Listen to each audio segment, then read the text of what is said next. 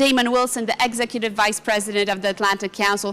Thank you, Damon, for flying in from Washington here to chair this session. Terrific. It's my pleasure. Thank you so much for having us. I'm Damon Wilson, Executive Vice President of the Atlantic Council, and really looking forward to this conversation we're about to have on Russia with an extraordinary panel. I think this fits in well to our conversations. I just want to thank the organizers. Y'all have done a terrific job of growing the Security Forum each year, and it's a pleasure to be back in force with the Atlantic Council team here.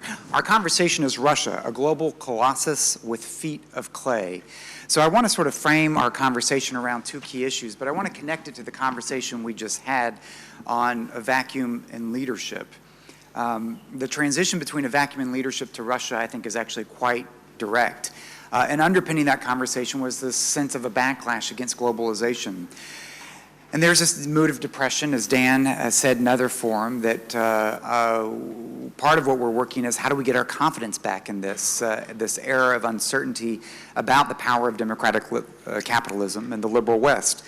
But I also think through some of our own work that we see an empowering aspect to this age of globalization in which there is a degree of individual empowerment which is having a profound impact.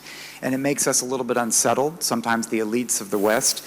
But we also have to understand the other side of agency that is coming with this era as well. An agency which is quite difficult for leaders like Vladimir Putin to understand. It's the agency of individuals, individual empowerment. So if you think about the power of people in Ukraine, in Georgia, in Moldova, the role that they can play in shaping their own future, the era of making deals over the heads of small nations is an era that I'm not sure is tenable today, even as much as some in our own capitals and certainly in Moscow are seeking. I'm not sure that's viable today because of the nature of individual empowerment in this era. But it's also, as we've seen through our own work at the Atlantic Council, that we're entering an age of an engagement that helps us at the same time as we're caught off guard sometimes by Russian actions, to shine a light on Russian actions. And what used to be the purview of the intelligence communities is now coming out into the open. We do this through our own work with the Digital Forensics Research Lab. We have some of our researchers here, whether exposing Russian troops in Ukraine, Russia targeting civilian targets in Syria, or just recently our team's putting out before any other sources shining a spotlight on the nuclear capable cruise missiles that have entered the Baltics, or on the Russian Navy that's just headed to Cuba with perhaps an October surprise in mind, that there is a really positive aspect to this age of engagement and this era of individual empowerment. So our conversation on Russia is really going to be built around these two narratives. One, that we hear of these challenges at home, but the other that we hear of Russia on the march globally. And so how do you reconcile this, the conversation between sanctions, low oil prices, high defense spending, economic decline, questioning around a capacity to reform? Is this sustainable? Does this challenge the regime over time? How do we in the West prepare for these various scenarios? So I'd like to draw out our guests, our commentators on sort of two levels. One, understanding the nature of this Russian challenge. We have two arguments. Because maybe Putin does face challenges at home, that he needs an enemy, and that this shapes a line of argument we hear in many of our capitals, that Russia, after all, is really just a regional power. We should in some respects, ignore this and not give Putin the enemy he needs. While others argue that because Putin is facing troubles at home, that we actually, and he needs an enemy, we must confront him. He understands power, and that we need to be able to push back. And this relates to the debate that we're having right now on strategy that I want to ask each of our four commentators to talk about. We're going through a delicate period right now in our country, a transition, major elections in Europe. And Putin has learned over the years that he can consolidate gains on the ground because of our desire to, in some respects, get back on track with Russia. And so this leads to the Americans who think that through our sheer ingenuity and charm of our personal rapport, that we can improve the relationship with Russia and find a way forward, or Europeans who feel that we actually must improve. We can't have a sustainable, uncomfortable situation. So does this mean in our strategy that we have an opportunity to find that elusive deal with Moscow? or that we actually need to be standing firm and we need to be comfortable with a very uncomfortable relationship with Moscow. So to get into this conversation, we've got a terrific lineup. Ambassador Dan Fried, who is well known in Poland, former ambassador here to Poland, of course, who is now the coordinator for sanctions policy. He took up that role at what none of us could have anticipated would have been a historic time for sanctions policy indeed. I would argue that in some respects why Western policy towards Russia looks like a sanction policy is because Dan Fried has been so effective on the sanctions front. He served as Assistant Secretary for Europe and Eurasian Affairs, as well as a senior advisor to presidents both on Central and Eastern Europe and all of Europe. He's also been my boss in the U.S. government, and it's a real pleasure to have him on this panel. Welcome back to Poland, Dan. Dr. Mark Galeotti, we're really pleased to have you with us, the Senior Research Fellow associated with the Institute of International Relations at Prague, a Principal Director of the Mayock Intelligence Consultancy, who's done just terrific work in the world of Russian politics and history, but particularly on the security issues, some of the intelligence issues, organized crime issues that are part of this agenda. Ilya Ponomarev, welcome to Warsaw. It's good to have you with us. A Russian politician, a former member of the Duma, a tech entrepreneur. Of course, Ilya is the only Duma member that voted against the annexation of Crimea and therefore now finds himself in self-imposed exile in California. We're pleased to have you with us in this conversation. And closer from this area in Warsaw, we're delighted to have Zanda Kalnina-Luka with us, the Parliamentary Secretary in Latvia, who's focused on cooperation between the Parliament, the Saima, and the Foreign Ministry, as well as the European Parliament. She's a member of not of the Latvian Parliament, but also chair of the European Affairs Committee. Welcome to this conversation. So let me turn to you, Ambassador Fried, Dan, to kick this off. Sanctions policy has certainly been at the heart of how we're dealing with Russia, but how does this relate to both the nature of the challenge we see from Russia and what it means about our strategy for Russia going forward? Well, sanctions are only a tool, and if they succeed in their objective, all they do is resist Russian aggression against Ukraine and give Ukraine time and space to deepen its reforms and hopefully promote a solution. But they're not a strategic lever that can deal successfully by themselves with the major Russian challenge, which is a challenge to the liberal order in Europe, which we thought we were launching in 1991. So I may be the sanctions guy, but sanctions have a limited purpose. This was discussed somewhat yesterday evening. The Russian challenge is not simply through territorial aggression, it's also a political and intellectual challenge. Now, I hesitate to do this on a panel with Ilya Ponomarev, who knows Russia far better than I ever will, but if I can make a crude analogy, since the Congress of Vienna came up at this morning's breakfast session that some of us may remember, Putin isn't so much Alexander I looking for a Congress of Vienna, but he's Nicholas I, trying to use his military to crush every liberal revolution he could find. No need to tell the Poles what that means, or Hungarians. Again, a crude analogy, but it seems to me that Putin is principled in his anti-liberalism. He means it. And part of our resistance needs to be on the political and intellectual level. We have to do our best to strengthen our own democracies, to mean what we say about the rule of law. And then as a political challenge, and this came up at the last panel, to find a way to link liberal politics to an electorate which will respond to it. That's possible. That's not an impossible challenge. I can cite, let's say, the Polish Constitution of 1791, which was a liberal document, and then was embraced and formed the core of the Polish national idea for over a century. Or in Ukraine, the Maidan, which was a national resistance, but in a liberal form, looking for Europe. And in the American case, since our politics this year have been perhaps less than inspiring, so let me retreat to the great American liberal politician, Abraham Lincoln, who is cited and trotted out more often than understood.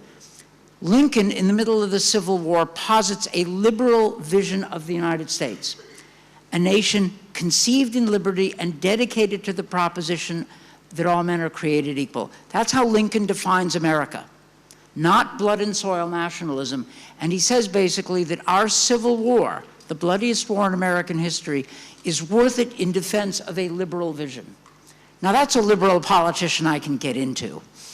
The challenge is to define the European and Western political order to counter Putin's vision of hypernationalism and attacks on us as decadent, to define a liberal vision which can attract people. And the Ukrainians on the Maidan were willing to die for a liberal vision and the European flag. And Polish patriots for generation held up the 3rd of May Constitution. The Poles know this far better, and I apologize for using this example of history, but it is inspiring. It really is. That is our intellectual challenge, and that needs to be part of our answer to Putinism. Sorry to get into historical idealism, but I have to take a break from sanctions sometimes. Thank you, Dan. I think Dan hit it, I think, very accurately at the opening to this. We've been extraordinarily effective on the sanctions regime, in part because of Dan Fried's work, but it doesn't work if it's disconnected from a broader strategy. So Mark, let me turn to you a little bit in understanding the nature of the challenge that we're facing from Moscow today. What does that mean? Both help us understand the nature of that challenge, but what does that mean in terms of the response? Dan's just talked about the conjuring of a sense of liberal idealism in this battle of ideas, and yet that seems very disconnected from where we are right now with our own strategy and our own electorates. Yeah, let me just start by precisely picking up on a point that Dan made about Putin being, however much we may not like this idea, principled in his distinctly unprincipled approach. There is a risk, if we think of this in too pragmatic terms, as an attempt by a political leader to distract population by the creation of an enemy or whatever. Because we should actually remember that many of the current reasons why he has to distract the Russian population are precisely because of the implications and the impact of his aggressive foreign policy. No, I think this is what really sort of concerns me, is precisely the fact that actually Putin is not just simply building what he thinks of as his own political legacy and the kind of Russia that he wants to leave. It's sad, as a historian myself, that history is about the one thing that Putin does seem to read and does seem to be interested in, and increasingly his own historical role. And therefore, I mean, he's about creating a world that, yes, is in many ways a throwback to the 19th century, a world in which geopolitics is largely divorced from any sense of morality and international law. That, to put it in very crude terms, might makes right. Because I don't think he's trying to kind of create some global empire or whatever. He basically wants to have his own sandbox. He wants Russia to be independent from, again, international law, international norms. And he wants it to have a sphere of influence. Countries that he feels do not have proper sovereignty.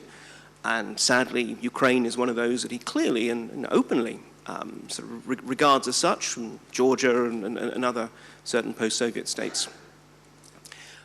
Now, to do this, he precisely has to push back against the current trend towards internationalization, not just economic and so forth, but above all political and normative.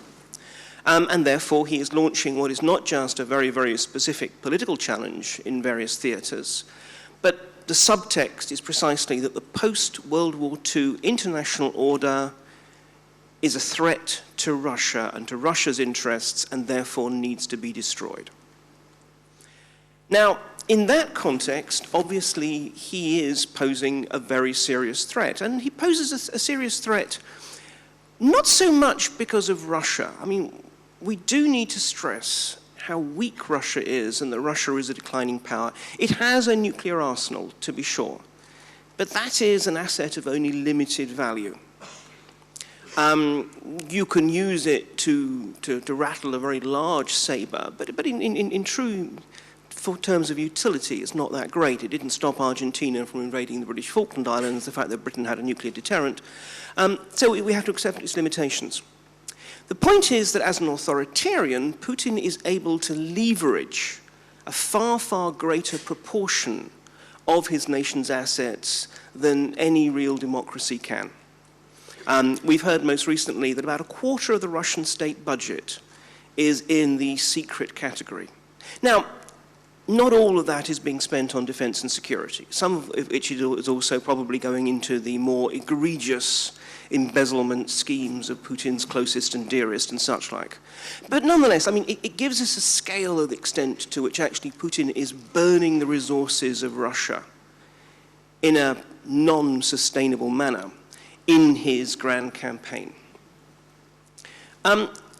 And he's also willing and able to play games and break what we could call almost the etiquette of international relations in ways that many other countries are not. And you can get away with it for a bit, for a while. You can try various gambits once and they work once. Little green men. They worked in Crimea because precisely they were a break from the norm. On the other hand, you know, as indeed the Estonian chief of the military said, you know, we now know how to deal with little green men, you shoot the first one. You know, I don't think that's a gambit that can be tried twice. They'll have to try something differently. And to this extent, Putin is in some ways as strong as we let him be. And I think that's a crucial point. We've heard so much so far in this extremely interesting conference about the woes and the challenges of the liberal order. And that's the point. What Russia is doing is exploiting our own weaknesses, our own divisions, our own insecurities, our own failures to adapt to the new challenges of whether it's the global economy, but more often the interests of our own populations and constituencies. We're worried, and I know that in the other panels, about Russian propaganda and disinformation. Well, the reason that that is able to have any kind of traction is because there are people who are willing to believe the kind of nonsense they'll see on RT because they feel they're being lied to and let down by their own politicians and mainstream media and so forth.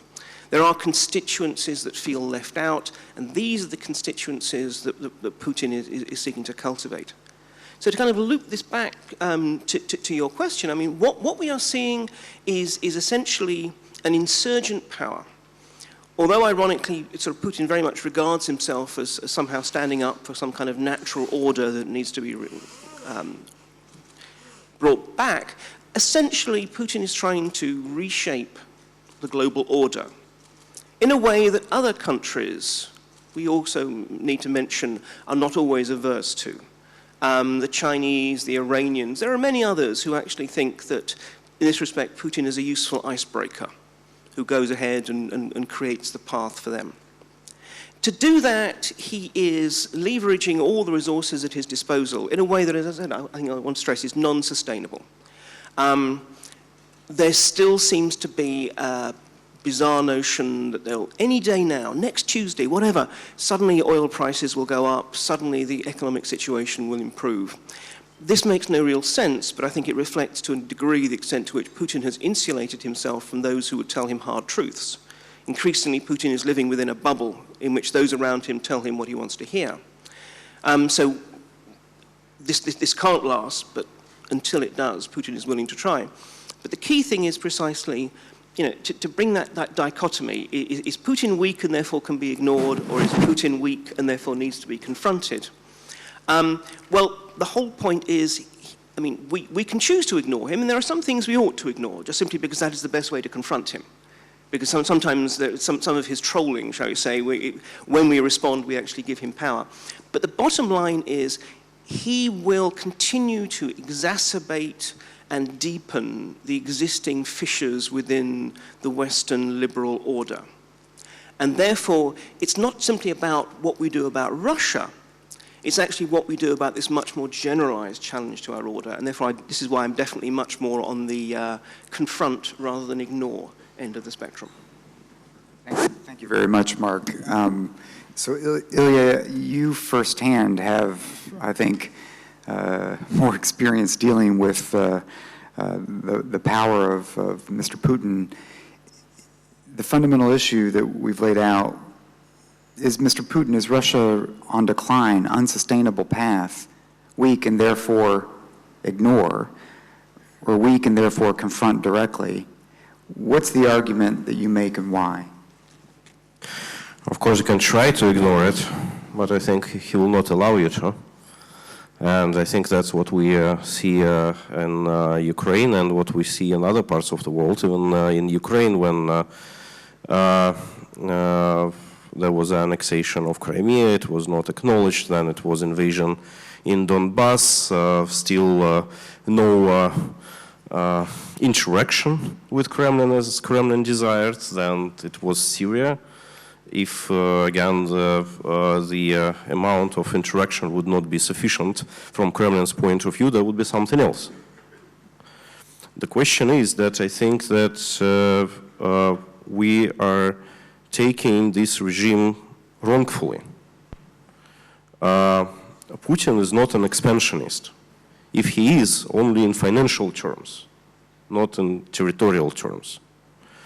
Putin doesn't see himself as a person who creates new world order. He sees himself on a mission to maintain the world order as it was before 1991. And that's his mission.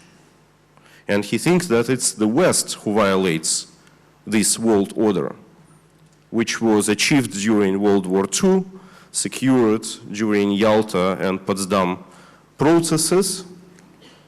And as soon as we, the Soviet Union, decided to end the Cold War, the West decided to exploit our retreat in his own benefit. That's how Putin takes it. And so he is not trying to confront liberal order, because what is liberal order? When you were saying about Maidan fighters who were fighting for liberalism, I think that they will be surprised that they were fighting for liberalism. They were fighting for liberty. They were fighting for their own country, for its independence, and part of European family, but that doesn't mean that they were fighting for liberalism. It's not an equal sign. And the same thing for Russians. Ask Russians whether we are Europeans or non-Europeans. The majority, it's visible in the polls, would answer, of course, we are Europeans. But then Russians would say, okay, but Europe betrayed European values with all the recent development with LGBT rights and for all the liberal notions. And we, the great Russia, are going to protect those European values. And that's what Russian propaganda is telling people all the time, that we are not against European values, that we are the only true Europeans left. And that's what I think is a fundamental difference. Lastly, to say, answering the question whether this regime is strong or not strong. I think that the results of recent elections, they speak for themselves. Putin can do whatever he wants with the general population, because people are totally resigned from the idea that this regime can be influenced through a legitimate constitutional mechanism. They just simply not participating in the elections because they don't think it makes any sense at all. The number of people who are ready to take rifle and go to fight is yet insufficient. There's no particular cause for this. We have no, like what Yanukovych has done with sudden turning on the European Association Agreement, so we have no such strong cause for people to go and to fight. But Putin is deadly afraid of what can happen inside his own power circles and his elites. And last half a year was a period of time when there were major reshuffles in the security forces, realignment of power groups, forceful realignment of power groups. There were a lot of signs of violation of elite agreements that were before looked like they were carved in stone, but there were like there was a public seizure of, can you imagine that, $125 million in cash that belonged to just a colonel of Ministry of Interior, and all the press is publicly discussing that it's their informal joint capital that Ministry of Interior officials were using, and this colonel was just a guardian for this money. It's a total violation of all elite agreements, and that's what people are discussing inside the country. The question is for the changes to start, there needs to be a consolidation point. Right now, as it's seen, there is one leader which is not ultimately strong, Putin, but which is relatively strong, and there is a total weakness from the outside. And whatever there are examples of representatives of Russian elite who are trying to seek different forms of asylum and protection in the West, they are not receiving this kind of protection. We saw Alexander Litvinenko murdered in London. We saw Boris Berezovsky also perished with not yet clear circumstances. We saw Mikhail Lesin, one of key defectors for United States, beaten to death in Washington. Whether he was under FBI protection or not, nobody knows, but the fact is nevertheless there. And that's what elite recognizes. So it's safer right now to be with Putin than to rebel. And that, I think, is the main challenge for the West. And when we were discussing this issue with sanctions, that was my point at that time. If you apply uniformly pressure on the whole of the population, you just make this population united around the chief. If you send the message focusedly on the elite and provide the elite the possibility to switch sides, that's a totally different story, and I think that if that would happen, this regime would not survive for a very long time. And Ilya, just play that out, because I think that means that you think our current policy, our current sanctions regime doesn't make enough of that distinction. What could the West do to sharpen that offer that you just outlined? What does that mean in policy terms? As we know, that there is two sets of sanctions. There is personal sanctions and there are economic sanctions. Economic sanctions, firstly, they are not very efficient economically. Secondly, they hurt general population rather than elites. Personal sanctions is something that was really terrifying for the elites when it was just the first threat of applying them, but when they were applied, they actually saw, okay, that's nothing, that's not dangerous, and so members of Russian parliament, members of Russian government, I'm not even speaking about regional elites, they say, okay, that's not our war, that's a problem of Putin and his closest cronies, so that's not our problem, and we are invulnerable. Plus, additionally, the policies in Ukraine needs to be a success. And when we're reading in Washington Post the statistics, when Ukraine is not even in the top 10 recipients of American financial help, and top 10 are in Africa, with such countries as Tanzania, Kenya, oil-rich Nigeria, and Ukraine is, I believe, number 12 or number 13. That, of course, makes us puzzled, because that tells about priorities, and it tells that the West is not serious about making changes in our part of the world. I want to bring in, Zanda, I want to bring you in. Let me first just come back and ask if Dan wants to speak specifically to that sanctions point of making the distinction of how you're actually helping to peel elites off from Mr. Putin himself, and then I'll come to you, Zanda. Well, you make a strong argument. I get that. The sanctions regime has gone after the cronies, Timchenko, the Rottenberg brothers, Kovalchuk, and some of their downstream assets, and we're looking at that. I don't know, I think the general economic sanctions, the financial sanctions, and military technology sanctions have been more effective, but that doesn't mean your political argument is wrong. I don't know that we're smart enough to try to get inside the Russian ruling elite. I take the argument, and we are looking and will continue to look at the cronies and their networks. So that's a good point. You're right about that. But regime change is not our objective. Going after the ruling system is not the objective of sanctions, and it's not what the US and Europe have agreed to do. But I don't mean that as a rejection of what you say, because you do have a point, and I'll take that back. All right, let me jump to Zanda and the perspective from Latvia. We're poised as we go through our own election to face a review of Russia policy that could lead in one of two ways: a ratcheting up of the confrontation of Russian power, but also there are voices that are arguing for that search for the elusive deal, the deal with Moscow to return a sense of stability in Europe.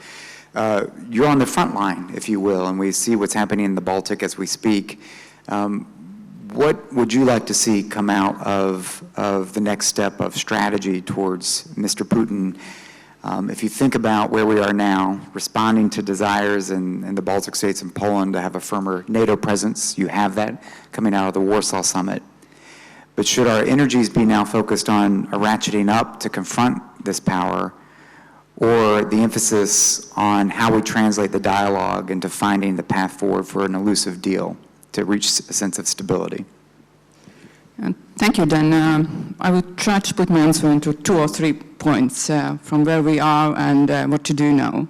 So I think we can agree that the narrative we hear from Russia already for last decade is that there are legitimate security interests that Russia, in its way, is trying to mitigate through its actions already over the past decade. So, but for the last centuries, European and then also global international order has been shaped into a rules-based system, and we discussed it already yesterday. So we are playing by rules laid down by sets of wars and diplomatic negotiations. And with each iteration, these rules have been upgraded and adjusted to respond and to reflect the situation in the world and internationally acceptable code of conduct for international players. So we all play by rules. West, Russia, everybody.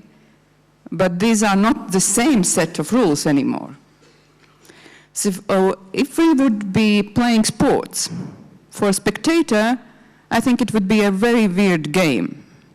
As if West is playing soccer and Russia is playing rugby.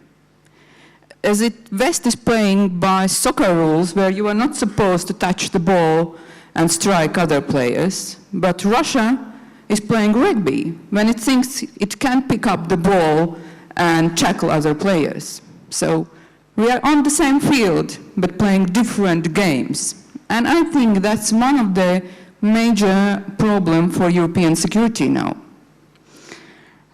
Therefore, we should not wonder that the security is uncertain and unpredictable. So how did we get there?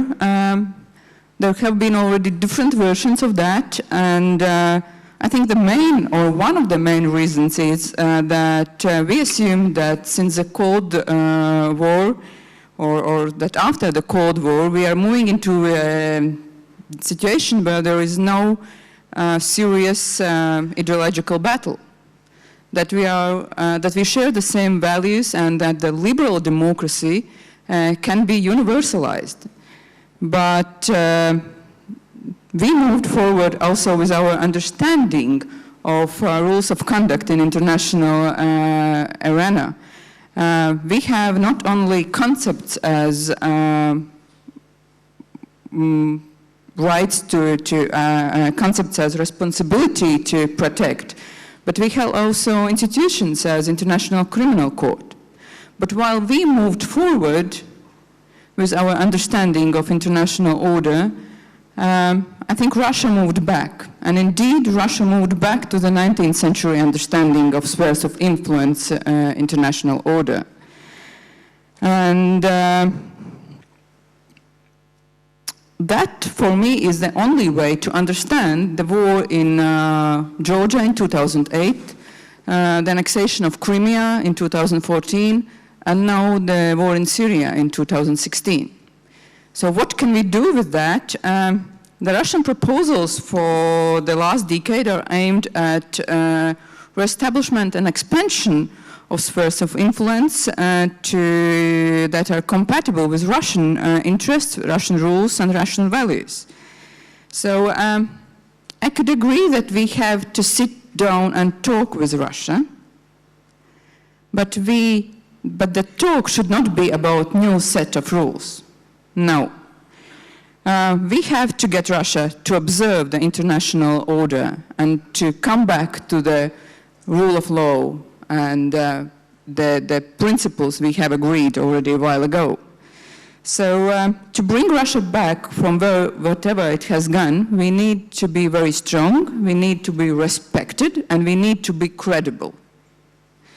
So we need to act upon what we believe in. And if the rules of conduct are not observed, I think the violators need to know that they will have to pay out of their own pockets and that their team could be shown the yellow card. Would it be in terms of restrictive measures or otherwise? And it will take time, but we need to be very strong, very credible, and keep this position. I think that's one of the key issues. I want to turn to the audience to bring this in, but it will take time. There's a sense in many Western capitals that because of the discomfort in the relationship with Russia, we need to find a way forward. We need to find what advances the ball. But I think it's also time to think about whether we're just comfortable with things being uncomfortable for a while, that there will be just some discomfort. And that's part of the tension we see as policymakers wanting to help solve a problem. Sometimes we understand we just need to hold firm. That's part of the debate I want to parse out in our conversation, but given the interest of time, I want to turn to the audience and be able to bring in a few comments and questions in the 15 minutes we have, please. We're talking about Russia and Warsaw. There can't be silence. So I think this is Boris Tarasuk, if I can see properly, and your colleague right next to you as well. Please.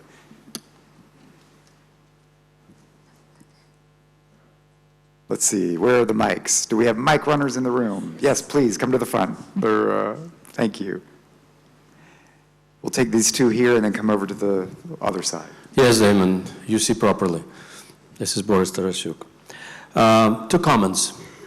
One on Russia, another on Ukrainians. On Russia, so probably this is not very comfortable to admit, but this is the reality. The scenario of ruining of international peace and order, of fundamentals of international law are being written in one city, Moscow. The others are playing according to this scenario, unfortunately, taking into account that for the recent 2 years there was a vacuum globally from another capital, Washington.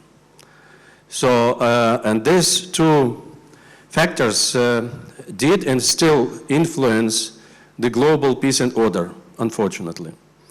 The comment number two about Ukrainians. Ilya, I agree with everything you said about Russia, but I disagree on your assessment of what Ukrainians were fighting for during Maidan. Ukrainians were fighting for European values, not for liberty, because we have liberty, but we were fighting for the European values. We were fighting against authoritarian regime in Ukraine.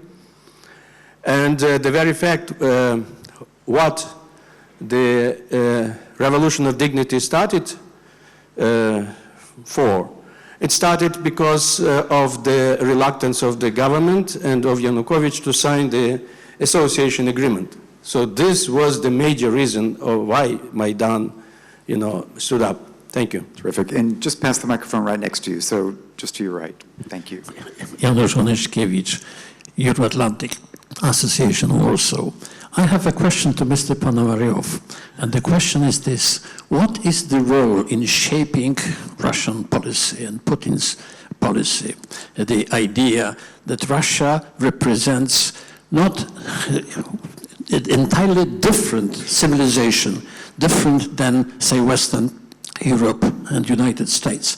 And this civilization is somehow hostile, or rather the Western civilization is hostile to Russian civilization.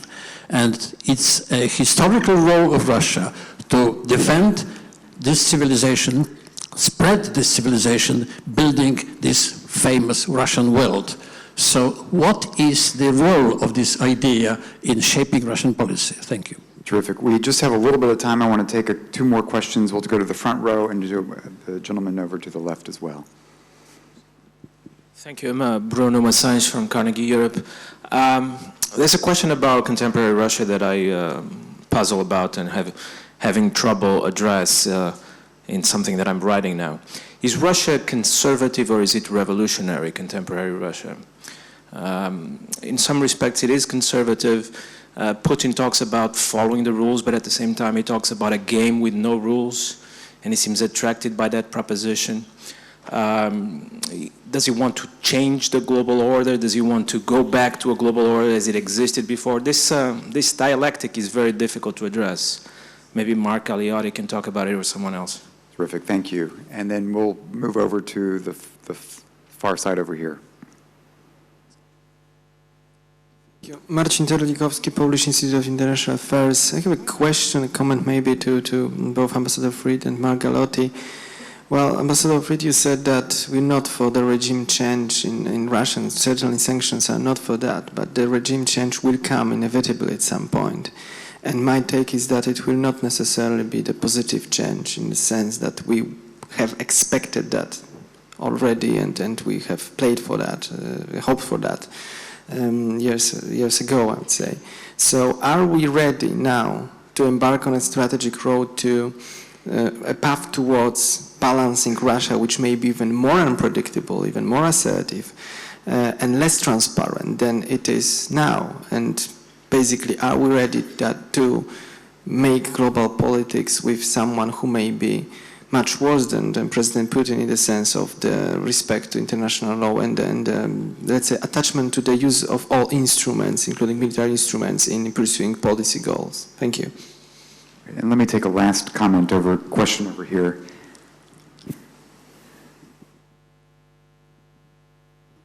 Thank you, Fred Tanner from the OSCE. Just a point about the rules and principles. Of course, I like the comparison between football and rugby. I think within the Helsinki Final Act, we actually have 10 rules which are clear, but sometimes there's some ambiguity. And I think we may mean the same words, but not the same meaning when we talk about issues like indivisibility of security. And I think my point is that indivisibility of security, for instance, Russia argues NATO enlargement, getting closer to the Russian border, this is compromising indivisibility of security. So my point is, I think we need to talk about the rules, their meaning, not to invent new rules, but we have to an agreement actually what they mean. Thank you. And I'm going to violate my rule because I saw this woman right here, so we're going to take you as well, and then I'll come back to our panelists, please. Thank you. It's no secret that Hillary Clinton and Putin dislike each other very much. And I'm wondering, if Hillary Clinton is the next president, will we see Putin actually become more antagonistic with a powerful woman in the White House, or is he going to cower at that? I'd love to hear your analysis of it. Terrific. So let's connect these comments, and I'll come back to our panelists. I might start with you, Zanda, and work our way back. But we had the issue of U.S. leadership vacuum combined with the nature of the next U.S. leader and how Putin will react, the civilizational role, conservative versus revolutionary power, balancing versus regime change, and this key issue of if we have rules, indivisibility of security, but we interpret the rules differently, how do we reconcile that? So let's start with you, Zanda, and work our way back down. You know, when we talk about legislation in Latvia, for example, there is a rule that the law have to be written the way that everybody can understand what is written. And I think that is also applicable, and it's true for the international rule of law we already have. It's more than clear that you cannot go and annex the parts of other country. But when we talk about the Russia, here is a country which leadership in a progressively interdependent world that has pledged to a sustainable development, has chosen to see itself ringed with enemies. And it's not seeking for enemies. It already sees itself ringed with enemies and go off its own tangent. So I think it's not a mere paranoia. And this is a premeditated policy that is meant to maximize the gains.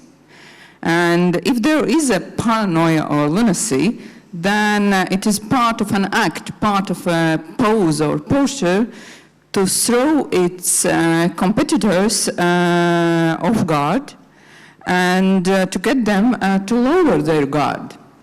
And therefore, I think this panel has a versatile role to remind ourselves that we should not be ignorant or waving away the Russia's potential to make our life even more difficult, including in cyberspace and also including the questions how to manage the difficulties it throws in our direction. So in this regard, just one more remark, I think we have to, or we should follow the money.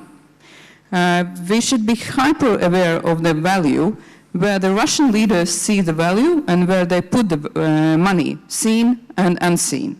And so we have to be very clear what we want to achieve and to stay very close together and to guard our rules and to guard the international order.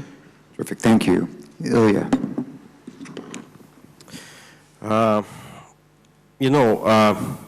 Being a former member of parliament, I have a privilege of speaking what I think and what is polished.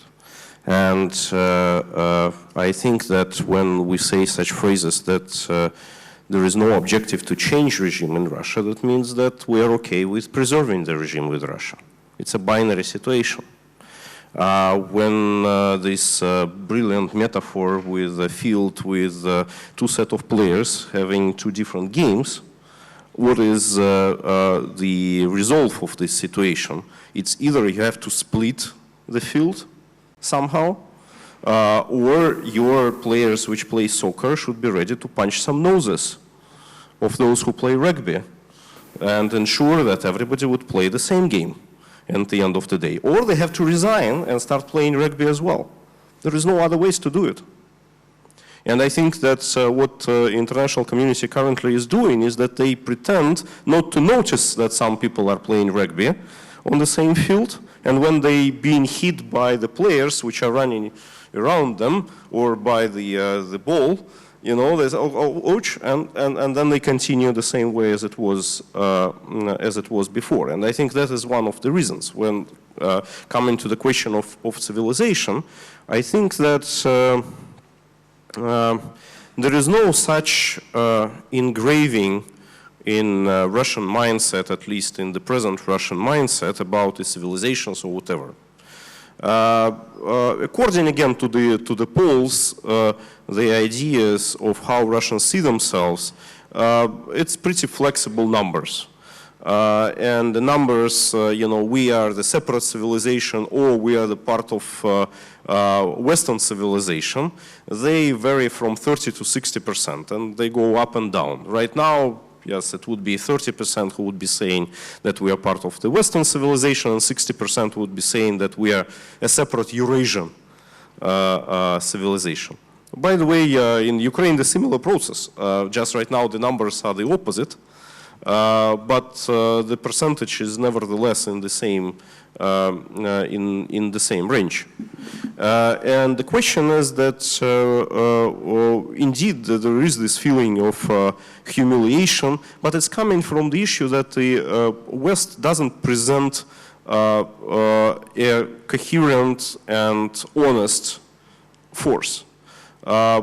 Many Russians say, okay, so we try to adopt Western values at the beginning of 90s, and what we end up with poverty and chaos and economic collapse and all the different difficulties, and that has been associated and blamed on the West. I'm not here debating rightfully or not, but it's anyway being blamed on the West. And as soon as Mr. Putin came to power and said, okay, good riddance for IMF and all other organizations, we witnessed economic growth. We can say it's coincidences because of other things, but you know, that's what people see and what they think. And that's why I think that the success of Ukraine is so important, because if there would be a success which is associated with Western assistance and Western participation and Western involvement, that's a great showcase for Russia that what Putin is saying is just a propaganda. Because to conclude on this, the message that is being distributed in Russian media is not that we are the best. The message that has been distributed that we are like others, that America has the right to invade in different countries. Why don't we have the same right? And this is what most dangerous, because it's an erosion of those values which are being proclaimed and discussed. Thank you, Ilya. Mark, please. Let me focus on three of the various interesting questions. Start with the conservative or revolutionary. Well, we should mention actually conservatives often actually are radical or revolutionary because precisely they're trying to, as it were, hold back the tide of historical change. But also often, I'm minded of, I don't know if you've been to Brighton Beach, that part of New York that's sort of very heavily populated still by emigres from the Soviet Union. And in some ways, Brighton Beach, if people have been to, is actually more like a theme park of the Soviet Union. It's a Soviet Union that never actually was. And that, in some ways, is the kind of conservatism that I think Putin espouses. He wants to go back to pasts that never really were, a 19th century that really wasn't that way, maybe a post-45, pre-1991 global order that wasn't quite like it. So I think Putin himself thinks of himself as a conservative, but I think actually, I mean, he is revolutionary in that he is definitely standing for a complete revision of the current order. Regime change. I mean, I have to say that I'm actually with Ilya on this one. It's not whether or not Western policy is for regime change. It clearly is not. And I don't think that's because actually something worse will follow. I really don't. I don't see that. And in some ways, I always worry about the line of argument that says the post-Putin Kremlin might be one full of wild-eyed, crazy nationalist lunatics. I mean, apart from the fact that takes quite some imagination to think of a worse Kremlin. But in fact, I mean, the overwhelming mood, as far as I see it, within the Russian elite is that they are pragmatic kleptocrats. They liked the early Putin, when they just got to steal and then move all their money into the West. They had good relations with the West so that they could send their kids to the West and come and get their suits made in Milan, while still being able to steal at home. Those are, for the elite's point of view, the good old days. that they hanker after. I think Putin and a handful of people around him are now the outliers who have this ideological mission.